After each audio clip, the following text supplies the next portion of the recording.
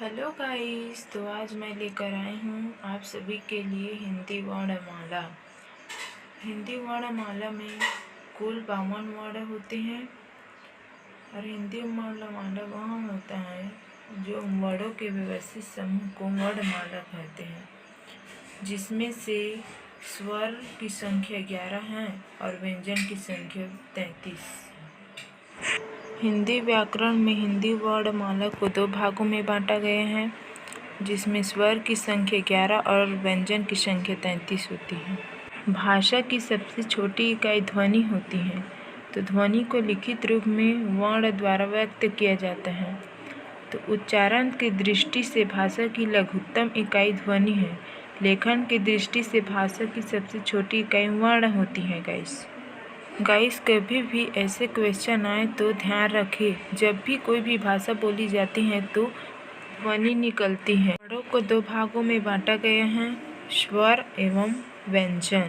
स्वर का 3 भेद होता है, ह्रस्व स्वर, दीर्घ स्वर और लुप्त स्वर।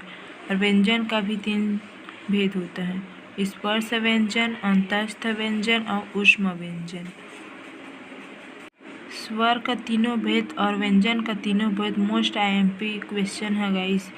ऐसे टाइप का क्वेश्चन एग्जाम में बार बार पूछे जाते हैं, तो ध्यान रखिए।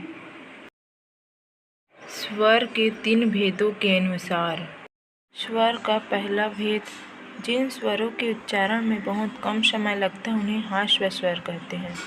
ह्रस्व स्वर 4 प्रकार के होते हैं गाइस, अ, ई, उ, री।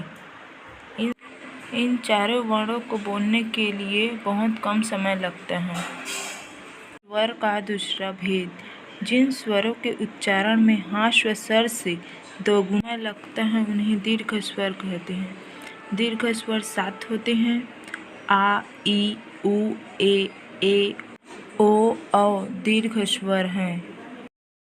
लुप्त स्वर को बोलने के लिए सबसे अधिक समय लगता है, मतलब 3 गुना अधिक।